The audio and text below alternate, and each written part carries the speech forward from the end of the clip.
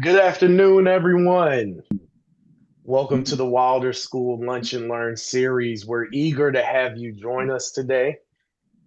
Our session entitled Frontline Insights on Advancing Regional Quality of Life, featuring our speaker, Dr. Joe Casey, also a proud alum of the Wilder School, and our moderator, Dr. Lindsay Evans. Thank you for joining us for these free monthly virtual events, which focus on discussing relevant topics and connecting you with thought leaders in our community. My name is Stephen Dozier. I am the Senior Director of Development at the Wilder School, and I've got a couple of updates for you before we introduce our speakers. Are you or someone you know interested in pursuing a degree at the L. Douglas Wilder School of Government and Public Affairs? I recommend you apply now before the fall application deadlines that you see on your screen. You can scan the QR code for more information. As always, you can stay connected with the Wilder School beyond today's webinar by following our Wilder School YouTube channel. You'll find recordings of past events like this one, faculty spotlights, and new content each month. It only takes a minute to like and subscribe. There's always something happening at the Wilder School, so don't forget to check the chat for all the links that we'll share, including our speakers' links as well. Now, I'm happy to pass it over to Dean Gooden. Dean Gooden? Thanks so much, Stephen, and welcome everyone to our May Lunch and Learn. We are super excited to have everyone with us today and just really delighted to be focusing on a topic that's important, super important, and that is local government. I know that he is going to be introduced more formally momentarily, but I want to echo my praise and thanks for Dr. Joe Casey, who is a Wilder School alum, as he gets ready to quickly approach retirement. I think they must have removed the retirement age back a bit because, now it looks like he's retiring at 40 or something. But Joe, I just want to say congratulations to an exemplary career that you've had in local government and all the major difference that you've made and the impact that you've made and to the lives of so many, which I know you're going to talk about today. But wish you all the best as you wind out your career. And again, just want to say thank you for being such a bold and noble public servant. And so I'd like to turn over our programming today to our moderator, Dr. Lindsay Evans, who is an assistant professor here in the Wilder School. Dr. Evans is also an alum of the Wilder School, having received her PhD in public policy and administration. And she directs our Wilder Fellows Graduate Assistant Fellowship Program. And I know many of you may be familiar with that program that's also celebrating its 20th anniversary coming up in October, where we connect students with host employers. So thank you, Dr. Evans, for serving as our moderator today, and I'm going to hand it off to you. Thank you very much, Dean Gooden. It is absolutely my pleasure to introduce Dr. Joe Casey, Chesterfield County's County Administrator and a respected leader in local government across Central Virginia. Since 2016, Dr. Casey has led a dynamic and growing county of more than 400,000 residents. He manages a $2 billion budget and works alongside a dedicated public workforce of over 15,000 employees. Under his leadership, Chesterfield has earned national recognition for its strong fiscal stewardship, its economic development success, and its reputation as a top workplace. Dr. Casey's connection to the region runs deep. He spent more than 3 decades in public service, including leadership roles in Henrico and Hanover counties. He's also influenced many future public servants, both in the classroom as a professor and as a colleague, myself included. I had the privilege of being one of his financial management students many years ago. A CPA by training, Dr. Casey also served in leadership roles across numerous professional and community organizations, reflecting a long-standing commitment not only to effective government, but also to strengthening the entire region. As he prepares to retire this July after an outstanding career, we're especially fortunate to have the opportunity to hear from him today. Please join me in welcoming Dr. Casey. Well, thank you, Dr. Evans. It makes me feel good saying Dr. Evans instead of, that person in the third row trying to get an A in my class. So I appreciate the Absolutely. introduction. So I'm going to take about 20 minutes to go through slides. I asked my staff, and you can advance it to the next slide. I asked my staff just put together like 15 or so pictures that are just sort of representative of local government on the front lines that's attributable to what I call quality of life factors, not just locally but to the region. And I'll do what I do best. Maybe is try and take a picture and create the 100 words that or so that goes with each one of them. And I appreciate the VCU support staff that every time I say next, it's next for the next slide. So if they could just advance it, I'd appreciate it. So what you see before me is 5 of our board of supervisors of Chesterfield County. When I joined Chesterfield 10 years ago, there was a different 5 people there, quite frankly. The person who's just to my right is Laquan Hilton, Dr. Hilton, who is also a proud alumni of VCU. And again, I'm an alumni of VCU twice for the Master's and Public Admin program, PhD program. And my quick promo is if you do one, if you're a lifelong learner, there's no better way to learn in life and also get credit for it. So I applaud the program that VCU has. But I'll use this slide just again, as we talk through, each of you can define what you determine as your quality of life around you. There is no wrong definition. Some of those quality of life attributes are things that you can control 100%. Some of that quality of life you're dependent upon your community, could be your neighborhood, it could be your zip code, it could be your city, county, it could be your region. It gets harder for me to influence that quality of life attribute when it becomes state or federal, of course. But just think about the local community quality of life that you want and or hopefully now enjoy wherever you live in this greater region. So one of the things we try and do in Chesterfield is we try and illustrate, the various partnerships amongst the region. And there's links that you're going to see in the chat box about regional partnerships. There's 170 different ways we've tallied on a website of ways we engage with our community. There's another link for our school system. The county school relationship is paramount, and it should be for any locality of how you deploy your time and talents as a local official in enriching the student educational experience. So we have that collaborative services. And last but not least, there's another one about how we connect with each other, engaging. The media, traditional media sources are not what they used to be. So it's hard for us to get our message out without us, helping create facts and pathways for that, for our people and those from afar to also enjoy. So just one last attribute about the region for those that don't know, and you may be pleasantly surprised. The square miles of Chesterfield's 460 square miles, but the square miles of Central Virginia as a region is larger than a couple of states. And our population, I think, is larger than 8 states. So there's quite a responsibility amongst all that land and all those peoples to try and do the right thing for all of them.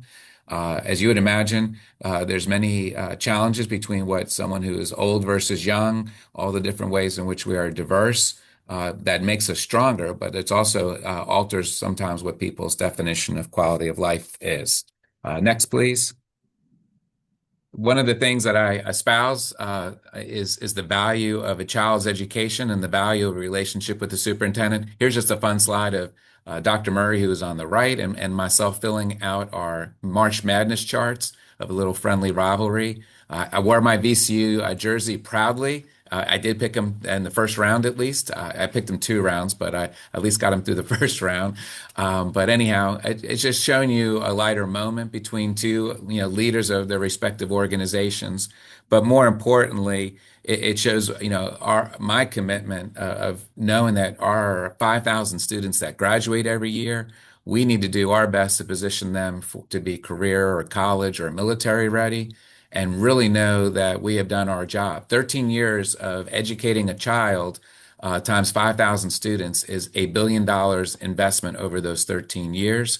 And I like to think in my CPA terms that we're getting our return and investment of that $1 billion as a school system. More importantly, I want those students to realize they have a community they can come back to live, work, and play, so that, again, they can be closer to their parents, what might need elder care in life, and their parents can ideally be the child care support when they have grandchildren. So it's a simple model, very complex to execute, very complex to track. But first and foremost, this slide just epitomizes the value of a school-county relationship. I will say regionally, we all participate in community colleges and meet with them often, as many other higher ed facilities. And to the degree we can do things together, like the governor's school or other types of dedicated schools like Code RVA, we will do as such. Next, please. This is an example from our recovery day in the region. Again, a powerful moment when we all got together as a region and set up different tables of all the services. Again, addiction recovery is one of the hardest topics to overcome. An addiction, and primarily it's dealing with the underlying trauma that goes with it. The picture here again is another little bit of a light moment. That's my 87-year-old mother.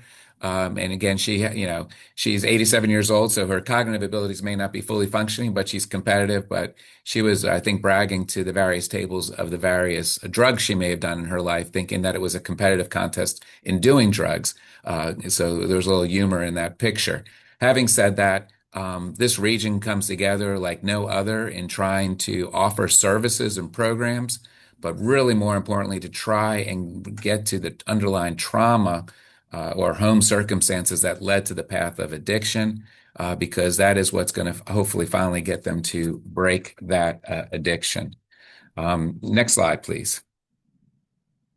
What you see here now is just our public safety, and this is focusing on our police and firefighters, and our bottom right-hand corner, our 911 dispatchers. Really together, they are the front lines of a 911 call.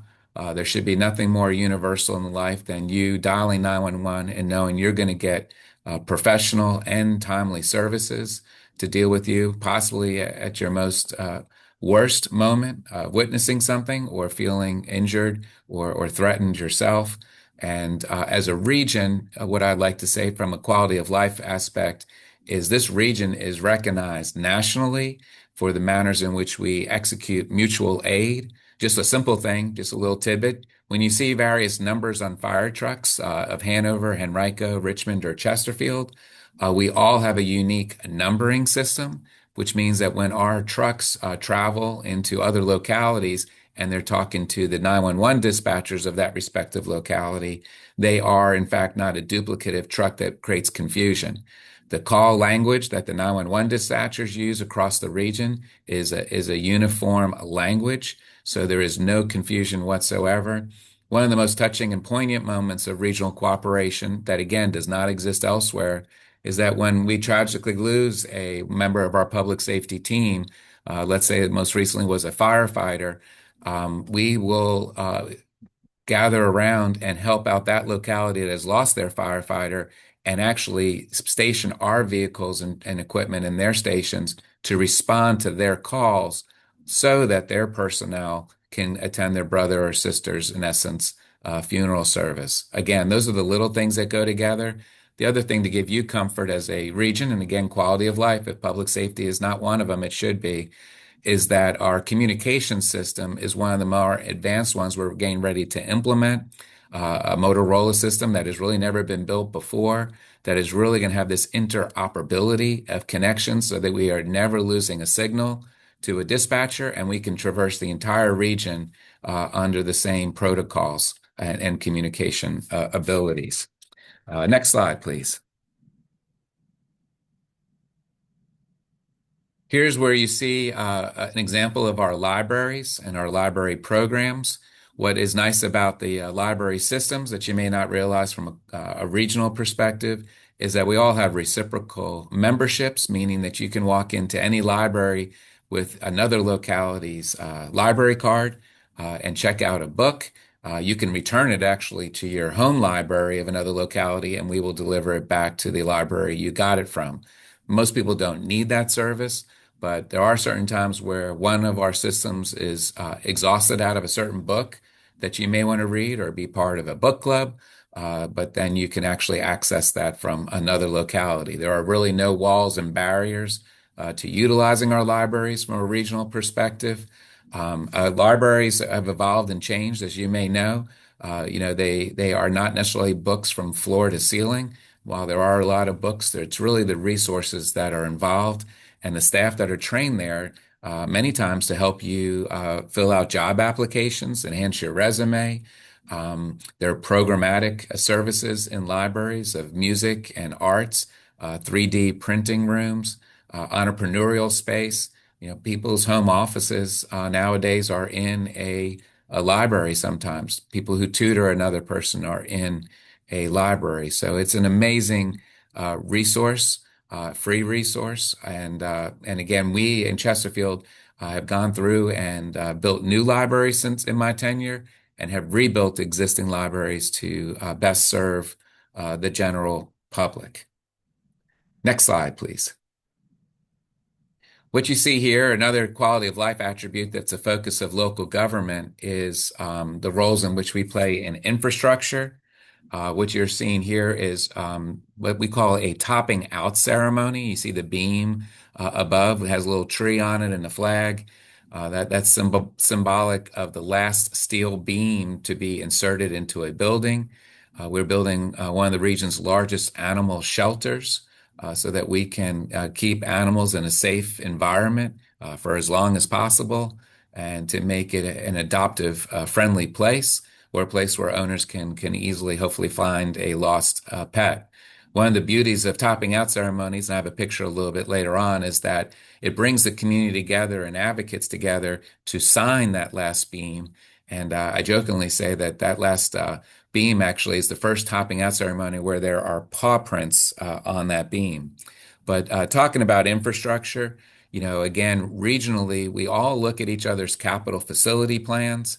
Infrastructures is schools, parks, libraries, fire stations, police precincts, court buildings, roads, pedestrian trails, pedestrian sidewalks.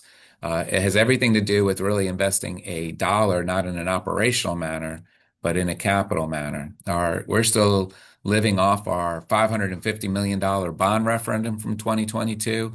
The counties generally every 7 years or so, I think, Hanover, Henrico, Chesterfield have bond referendums of large packages. It enables us to borrow at the lowest interest rate. Interesting enough, cities do not need to have bond referendums. They can if they want to, but under state law, they can issue general obligation bonds without a voter approval process. City would, of course, need city council's approval. Most recently, the city, I think, issued general obligation bonds for CarMax Stadium.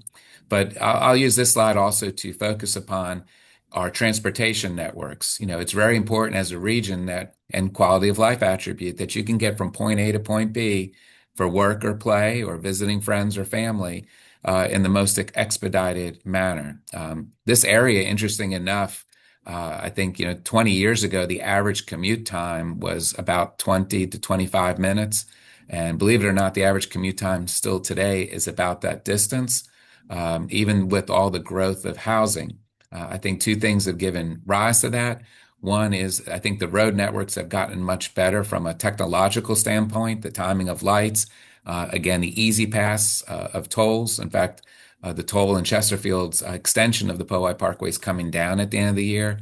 But the abilities then for us to also locate jobs closer to where people live and or teleworking have, again, greatly enhanced people's quality of life and not spending a lot of time commuting to and fro. But we do put all of our transportation plans together.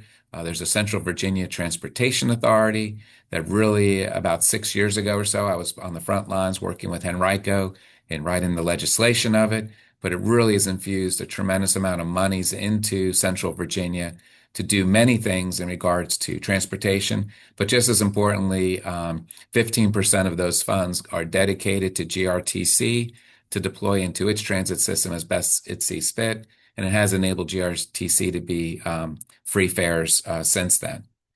Next slide, please. These are just examples of some outreach that we do that again serves nonprofits and or serves the region. Top left, we are we are the first locality that I'm aware of that's created a mascot that is coal, our mascot. Chesterfield has a long history with coal miners. That's COLE, coal in this particular case. And this is coal promoting our Chesterfield Food Bank. It is a brother-sister relationship with Feed More, but again, just again from a remote location, getting food closer to those people who may need the food. But the wonders that they do through the various volunteers and donations is off the chart. Again, going back to quality of life, Maslow's hierarchy needs, food, shelter, clothing. So again, the food bank is providing those necessities. A lot of times people don't realize food banks and food pantries that exist all over. Our schools, all of our Title I schools actually have school food pantries, but it's beyond food. Most of them now have diapers and other clothing materials that are needed by some families that are beyond food because they all cost money. The bottom right picture is an example of just our employee engagement. These are representatives of the various Girl Scout troops across Chesterfield County. If there's one claim to fame I have, early May is Public Sector Employee Appreciation Week across the United States. All of you may be in professions where they have some kind of recognition day or week for the workforce. We used to give some trinkets of this and that. We came up with the idea to give out Girl Scout cookies. And so we distributed 4,000 boxes of Girl Scout cookies amongst our workforce. You see all the green there. That's Thin Mints. Apparently, that's the popular one. But it's a win-win because our Girl Scout troops benefit from it. We're not picking one lucky girl to be the international bestseller of them all, but we share the wealth amongst many of the troops. But again, if there's one thing the employees love in Recognition Week, it is Girl Scout cookies. Next slide, please.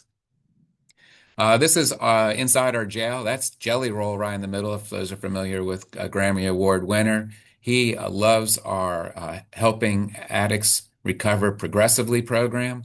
HARP is the acronym. They have gotten worldwide attention because what they do is they treat addicts and they treat the addiction back to its root causes. A lot of people think, well, in your jail, you don't do drugs and you get out, you should be clean from drugs. Well, if the trauma that led you to do drugs is still existing back out in the real world, that trauma path's going to get you into drugs again. So this program has enabled inmates to basically break free of the trauma as well as the addiction. It's not foolproof. One of the saddest funerals I attended was one of the stars of a Discovery Plus TV show called Jailhouse Redemption. Steve O is his name. He was such a great role model for the rest of the inmates while he was in the program that we hired him back as a peer counselor. Unfortunately, he overdosed, and it just shows you some people just cannot shake that demon. But it was one of the most sad funerals because it just scared everybody realizing that they're going to have the proverbial, shadow on them.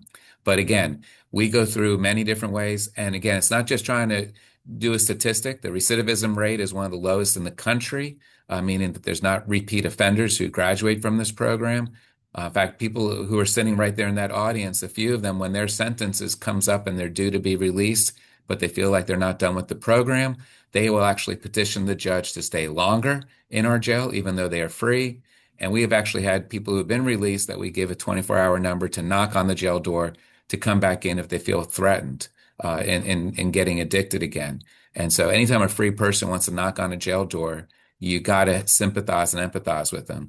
This model that we're doing is being shared across the country, but more importantly, across the region. So the lessons learned that we have, we want any inmate to benefit. Many of our inmates, again, are from many different localities.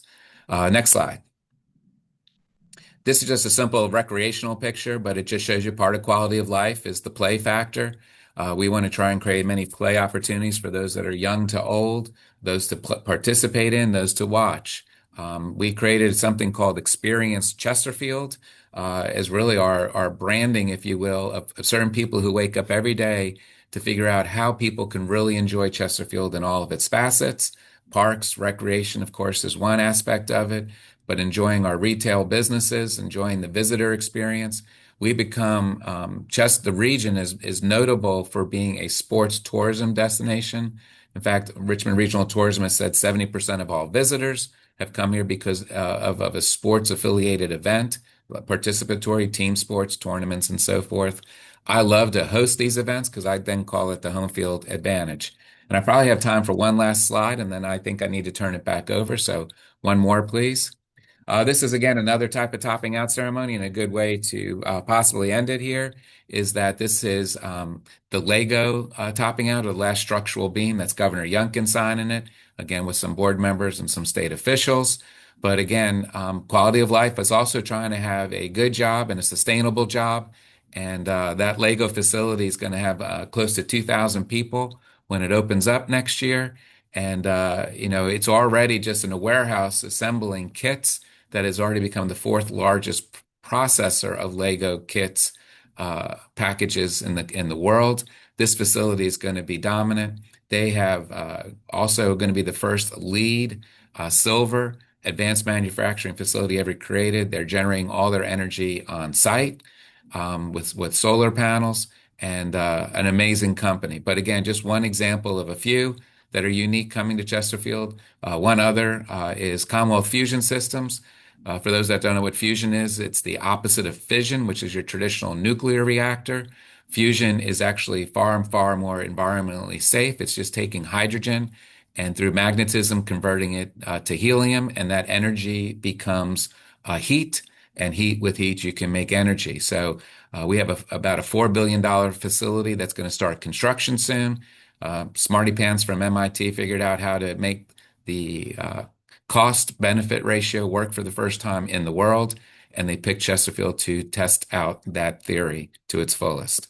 So I think it's a good time to pause. So I will turn it over to Dr. Evans, I believe.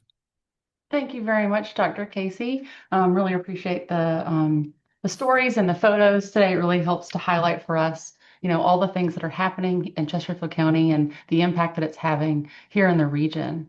To get us started, I just want to learn more about you and if you could share more about your motivation. So you've spent more than 3 decades in local government here in Central Virginia.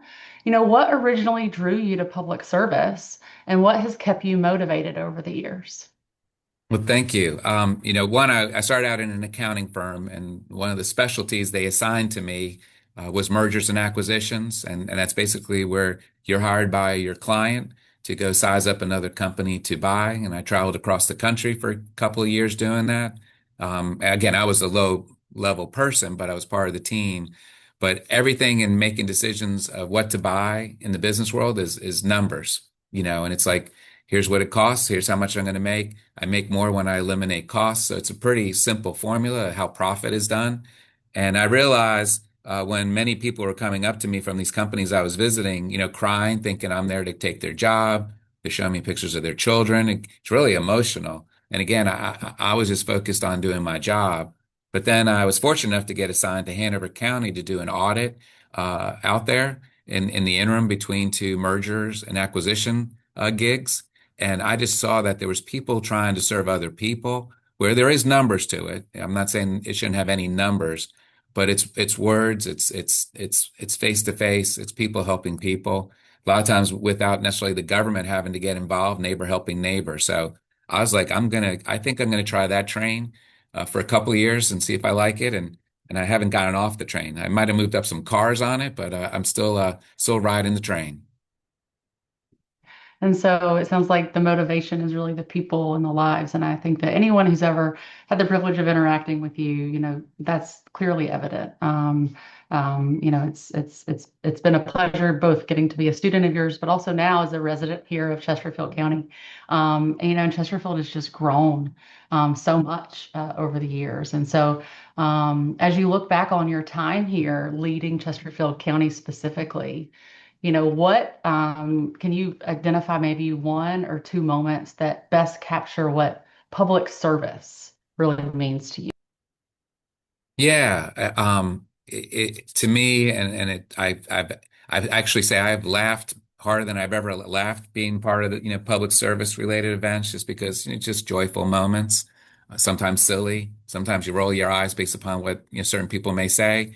I try not to roll my eyes too much, but but it's also the tearful moments. And I would say the things that's touched me the most is where I've seen a stranger help out a stranger, and just they didn't have to. They were doing a good deed without being told to or prompted to.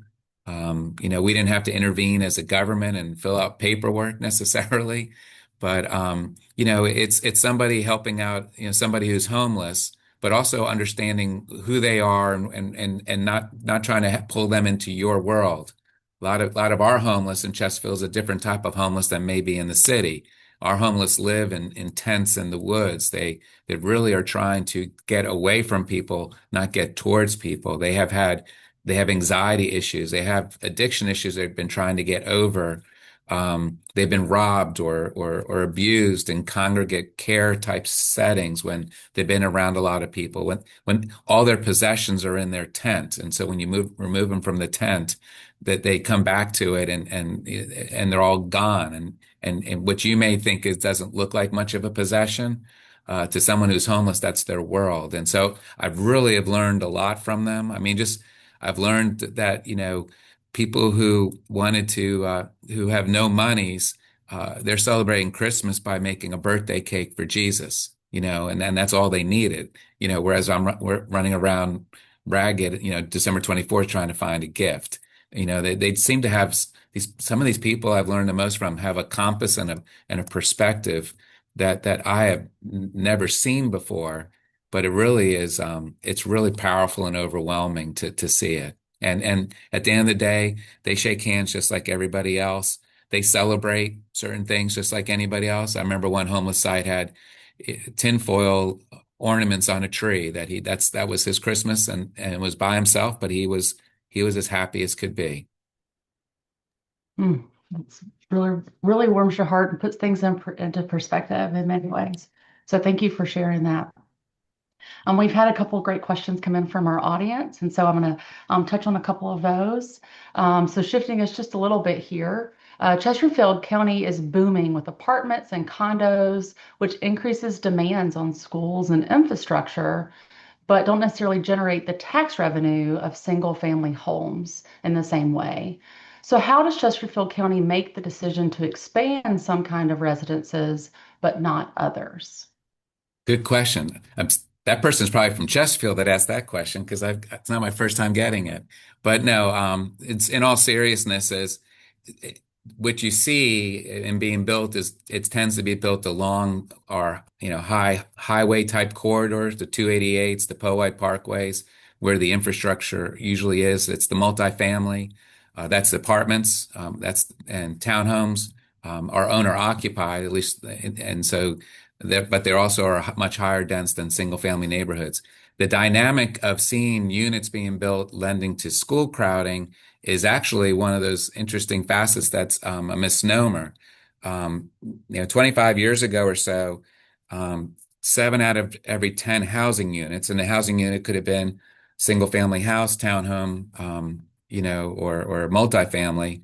7 out of 10 had a school age child. Very high ratio. Chesterfield was and again, Chesterfield goes back to sort of the wounds and scars of annexation and segregation of schools, that Chesterfield became a destination back in the 70s to the 80s of people fleeing, quote unquote, the central city for schools. They wanted, better schools, cheaper housing, feeling safe, lower taxes. To them, that was quality of life. Going back to my quality of life speech, those were their core facets. So we did nothing but build subdivisions and cul-de-sacs and things of that nature. So 7 out of 10 housing units having school-age children, we were far behind many modular trailers. 2 things have happened. We are now down to about 2.7 out of 10 households within a generation of being school-age children in that household. So these people, and the ratio in townhomes and multifamily of student yield per unit is far, far lower than a single family house of 4 or 5 bedrooms. So, but the other thing that is happening demographically, Chesterfield used to be a destination where people used to come to raise a family, and then as soon as your youngest graduated school, they would move somewhere else. They just kind of used us as a family portal. Those people now are staying. We have far, far more empty nesters here. The A lot of the multifamily apartments and townhomes are for younger people, the younger people, or empty nesters who are downsizing. Those younger people are having less children. They're getting married later. Some are not getting married at all. So those are also demographic shifts that we are actually, as a school system, in my 10 years, believe it or not, with what is people have seen as what looks like extraordinary housing units, we are almost at this, close to the same enrollment population over these last 10 years, especially over the last four. It's been flat. We're having senior classes that are getting less and less in graduation ceremonies each year. So it is an interesting dynamic that's occurring, so much so with this last bond referendum and ideally with good school redistricting that's going to occur with the new schools we're being built. Come 2030, I think that we will be without modular trailers for the first time since the 1970s. So having said that, are there other demands for services? Yes, if you have older people here, while older people think they don't consume services, they want them and do it. Pickleball would not have been invented without older people, and we have become the pickleball capital of the world. Some people referred us to. But are there lifelong learning? Are there other needs that people have? Challenge with smaller households is when the child moves far away, that older person, as they need care later in life. Unfortunately, again, if their neighbor's not helping neighbor or a nonprofit, government's called in with 911 phone calls disproportionately for older populations that are alone. We're doing everything possible to provide proactive services to tell people you don't need to call 911 if it's too hot in your housing unit. The other demands on the lower end, though, is really the younger people coming in, and again, the older people as well, to go out and about and enjoy Chesterfield County. The retail, the restaurants, the entertainment. We provide the parks. So it is an interesting test tube, if you will, of what we're trying to make. I can't stand at the border and say everyone who comes in, you're allowed in and you're not. You either open or close. And basically, the housing units we're building by a number wise are designed to accommodate our students later in life. Doesn't mean the students have to live there. Thank you very much. That's as a mom of young children, it's exciting to hear about the redistricting and what things will look like in 30 years. And I think it's also incredibly important to to help us all understand the balance of needs from younger adults all the way to those who are more seasoned in life and the needs that puts on the county. We have another excellent question here from our group. In a perfect world, what is one major area where you'd like to see the surrounding localities pull their resources or align policies? Or, to take it a little, a different, where are currently seeing a gap in cooperation? So you can kind of address that. Yeah, I can't speak for the city of Richmond because I haven't been behind the curtain there. I've been close to the curtain, but not behind it necessarily. But I do think Hanover, Henrico, and Chesterfield really follow a similar playbook. And I think everyone thinks the word regionalism means we need to do everything all the time, all together. There's certain things that are best said that from just a geographic standpoint that we decentralize that, but we all follow the same ideals to the certain same goal. And again, as I said, this whole area is larger than a couple of states. And so to the degree there's a uniformity to everything, then it kind of makes everything seem the same. And there's certain distinctive things and quality of life attributes, going back to how I started, that, we need to recognize the various populations and what they may need or want may be different from a geographic standpoint and or within geographic standpoints, even within our localities. I do think that, the state kind of defines the curriculum of the schools. So, there's a uniformity already as far as what is being able to be taught in the schools. Sometimes it's overwhelming as far as what the state is doing. I don't think, as a gap in education, you can get a high school diploma in the state of Virginia and never hear the word local government. So there's many people who are graduating. We graduate 15,000 students in this region every year. They disproportionately know about the federal government and the state government, The media sources, as you can tell, 24/7 tend to focus on federal issues, sometimes state issues. We get whatever the leftover capacity is. Times-Dispatch, as an example, I was just talking to a former writer there. In the beginning of my career, they were closing in on 300,000 printed newspapers daily at the Times-Dispatch. This last week, they printed 18,000 newspapers. And they have an online service for another 24,000 people or so. But again, 40,000 people getting local news of the Times-Dispatch. But having said that, no offense to the Times-Dispatch, there's a business to it. When I started Chesterfield County 10 years ago, we had 3 assigned reporters who woke up every day writing a story about Chesterfield. We are the largest locality by far, 400,000 compared to the city's 240,000 as an example. We had a reporter assigned to the county, one to the schools, one to the courts/public safety. Right now, there is no reporter assigned to Chesterfield County. I don't know when the last time I read a story that actually dealt with Chesterfield. Now, again, if something bad happens, of course, they're going to come out here and do certain things. But, I was pleasantly surprised that Richmonder, which is an online service that everyone in this region should subscribe to, it's a free service. They just did a press release today that said they are coming out to Chesterfield to also try and write about us. I welcome that attention because going back to your question is the lack of citizen knowledge of their community, of their locality, of their region. They're getting influenced by variables that have nothing to do with local government, or they read a bad news. I get calls saying, "Why are you doing this? I can't believe you're doing this." It's like, I don't even know what you're talking about. And they're like, "Well, I read this story in upstate New York that this locality is doing this." And I was like, that's that locality. It's not us, but we're guilt by association.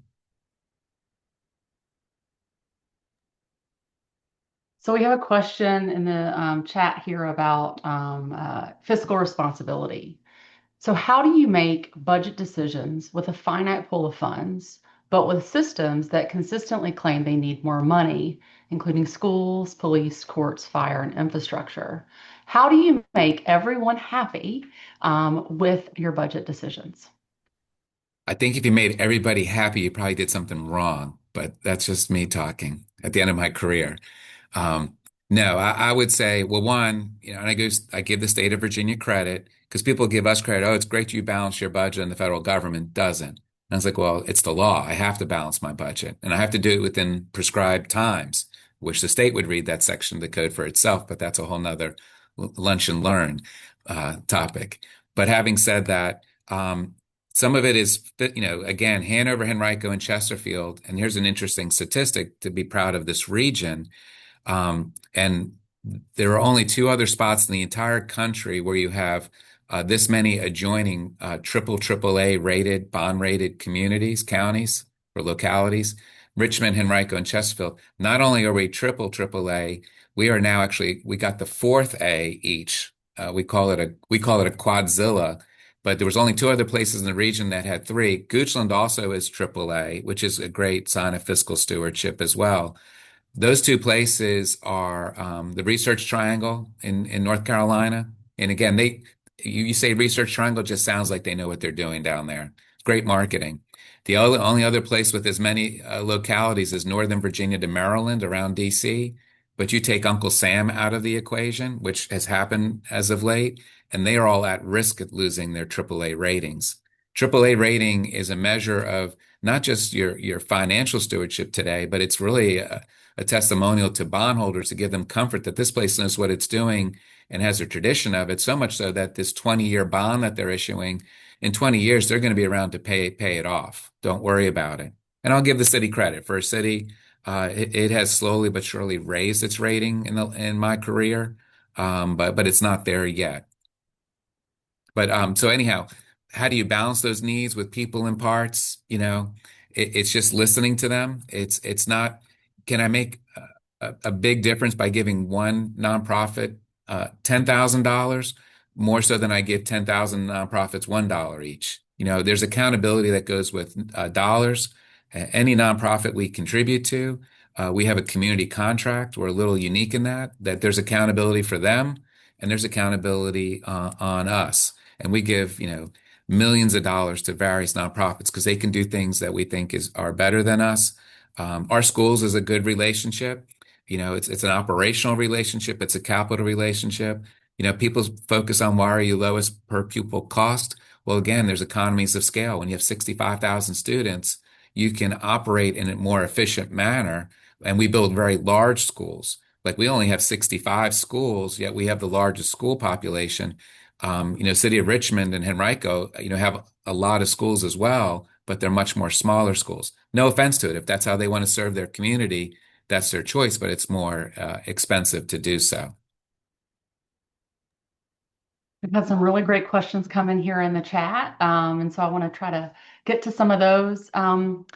What opportunities do you think residents sometimes overlook when it comes to engaging with county government? And this goes back to some of your earlier comments. I think one thing they don't recognize how easy it can be. I mean, I don't want to speak for 5 elected officials, but they give out their cell phone numbers. I mean, they're accessible. Why some people call elected officials with what's 1 + 1 = 2 questions without talking to someone on the county side first is beyond me. But that, the org chart is designed with the citizens on top. And before I forget, a lot of people ask me, nowadays, what's citizen? That's one of those terms. What does that mean? Is that, but my local definition of citizen, and I've said it loudly, is, is anyone who puts their head on a pillow at night in Chesterfield County is a citizen of Chesterfield County. We are all accountable to you. I don't ask for anything more than that. So much so that at a town hall meeting, someone raised their question and said, well, I work the night shift, so I don't put my head on a pillow at night. I'm like, it's okay. As long as you put your head on a pillow at any point in time during the day, you are a citizen of Chesterfield. Of course, someone else raised their hand saying, well, I don't use a pillow. And I'm like, okay, anyone who closes their eye for at least 1 hour a day, you are a citizen of Chesterfield. That's our org chart. The board reports to them. I report to the board. I stay out of their world of politics.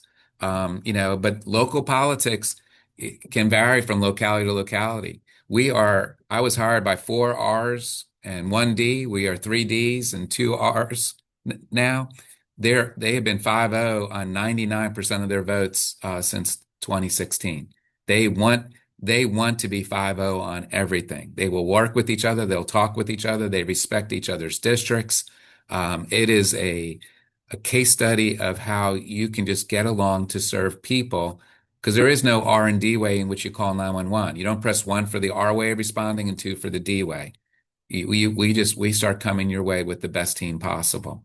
But balancing everything out is again, is a challenge, but the people's voices matter. Now, if you have a great idea today, it may take a year, 2 years for us to kind of define enough for what our role and scope could be. So it's not as immediate, but again, we say, okay, we're going to do this next year or the year after. If any good idea is never lost. Absolutely. Absolutely. So as a longtime member of ICMA and VLGMA, how would you describe the importance of networking and success in the profession? And would you encourage students who are interested in local government to become members and attend those conferences? Yeah, so I'm a former member of GFOA, which was the financial side of local government, and the VGFOA, the Virginia. I was on the national board and president of the state association. VLGMA is the local government managers. I was on that executive board and president of that organization. And ICMA, I'm a member of. So all of those are good professional institutions. I would look, just as much as anything, though, at the various nonprofits that we invest in regionally. And I'd like to think that if you see a nonprofit that your locality is investing in, or the region is investing all together in one, reach out to that nonprofit, see what kind of roles you could have with their boards, volunteerism. There are a lack of professional people on nonprofit boards, and there's many voids that are, the organization does great things, but they're running the risk of not being able to do them only because of a lack of participation, not from a lack of mission. I would also encourage you all to apply for internships with your local government. When I came here, we had an internship program, but we didn't pay them anything because they thought, well, it's their privilege that they get to know how we operate. And I was like, no, I remember being young and needing beer money, whatever we called it back then, and it wasn't free. So You pay somebody, then you can hold them accountable. We actually have, I saw you with your fellow reference. We actually create a fellow program here. We're on our second one. Our first one we retained and hired as a full-time employee. A great moment for her, great moment for us.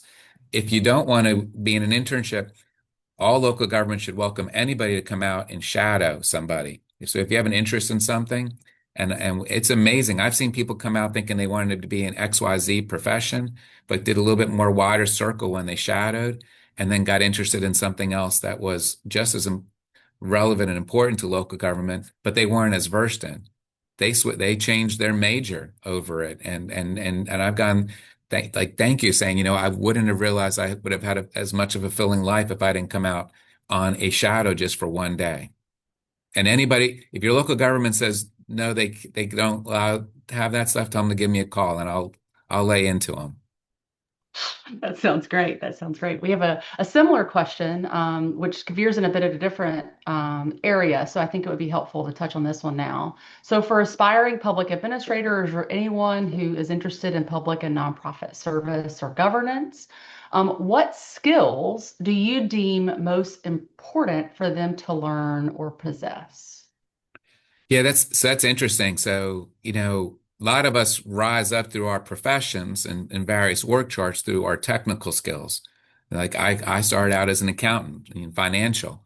And, but even that, it's hard because an accountant always looks in the past. So I had to start learning how budget in the future works. So that was sort of on the job training, but they associate you that, well, if you know how to add numbers, you can do anything with numbers. Well, some of that's through schooling, but some of that's from on the job. And then the various org charts, position people from their technical department leadership roles slowly but surely up the org chart. What VCU does as a program, what BLGMA and these other professional associations, it really comes at it from a different angle to be macro. Because I know it sounds odd, but I do new employee orientations, and I tell everybody in the room, you are smarter at doing your job than I am. I said, if you're an accountant amongst a new employee, I could perhaps have applied for the job, but they don't allow me to do accounting anymore, because it kind of like the accountants would say, you go back to your office. This is my job. And I respect that. I've told people, the county administrator doesn't have to show up tomorrow to work and nobody would know. The custodian doesn't show up to work, everyone's asking questions. So there's sort of an inverse relationship of what's perceived as title and roles. But if you are coming in from a macro perspective, that's where I think you have to start selling yourself more on you have decision-making abilities, you have leadership traits, you have the ability to know a little bit about everything, but respect the technical professions, but take that information and explain it in a way to elected officials, to the lay citizen. You have the abilities to juggle while riding a unicycle, while you're on fire. If you can do all three of those things at the same time, you are a county administrator in training. But get involved with nonprofits. Again, see where where elected officials are putting their time and money to, or where the leadership of an organization is doing something. If they're investing in a new thing, understand what that thing is, because the more you know about what is the current and the future, the more that you're going to get into those roles of leadership sooner. I think we have time for just one more question, and we have a number of them here in the chat. And so taking the leadership discussion a little bit further, what key leadership attributes are you seeking when hiring new folks in the county? That's a great question. So for leadership, I want you to know how you have cared for someone. I need that emotional intelligence, because sometimes leaders are put into a pedestal role and are removed from again, the seeing and feeling, seeing what brought me to the profession. I will ask them, do you know the name of the custodian that services your restroom? Mm-hmm. And if you don't, then you're not engaging with people. Mm-hmm. Are you the person who goes to a food distribution site and does things, but doesn't talk to the people getting the food, Mm-hmm. or just have a Mm-hmm. simple conversation? Are you doing something for yourself versus for others. That's the servant leadership, and I may be biased because I view of the leadership traits that you see in books and on the internet, I probably most associate with servant leaderships. But I also do think that that's a good trait to have for local government, at least. Are you mindful and respectful that elected officials were elected by people? And if you don't like what they're saying, then you have to kind of work to change the people's mindset too, not just an elected official's mindset. But you don't have to be right all the time. You have to have guardrails set up, and the best administrators would have those guardrails up without people knowing you're bumping into them. That is excellent. That is excellent. And so just as our final question here, what do you plan to do when your time with Chesterfield County officially concludes? Teach here in the Wilder School at VCU? Tell us about it. I was an adjunct once for VCU. I enjoyed it greatly. This job has really prevented me from dedicating time to things. So I may be one. I'm not an easy A, as Lindsay will tell you. So don't take my class if you just want an A. You're going to earn it. But anyone's got an A in my class, I give a reference to. That's the other benefit for life. So I do keep your name off to the side. No, I want to figure out how to give back. This job, there's attributes that I see and I love, but then I'm also constrained in doing many other things. And I've been doing this long enough to hopefully earn the right to make a difference in the communities. I know the localities well enough. I know I'm friends with Mayor Avula. And he contacts me a lot. So, but I'm here to help. I just am not going to be in the 24/7 role that I am now. And then personally, I have 3 sons in 3 different states that I like to see more often. And I moved my mother down here in the last year or so as she's going through her dementia journey. And for those that ever dealt with dementia, she goes to sleep before I get home. So even though I could walk to where she resides, I may only see her on weekends. So I'm going to try and write that good son chapter. It's been 60 years in the making of being a good son. So I need to actually come through with it at some point. Well, I know that she's looking forward to that. And, we wish you all the best in the next steps in your journey and appreciate all the contributions that you've made and will continue to make. And so thank you so much for your time. And I'm going to hand it back over to Stephen here. Thank you so much. Thank you. And if anyone has questions that weren't satisfied through the chat board, just look my email up on the internet and send me a question. I mean, I'm in the question answering business. So if you didn't get your question answered or have a follow-up, it's not a one and done. Thank you, Dr. Evans. Well, special thank you to Dr. Evans and Dr. Casey for a very engaging conversation. And thank you, Dr. Casey, for being so generous with your advice and your time in presenting today. I also want to thank our communications team. They're working hard in the background to make this event go. So shout out to them. Before we leave, I have one last slide here. Join us, for our Wilder School Lunch and Learn next month, Wednesday, June 24th at noon.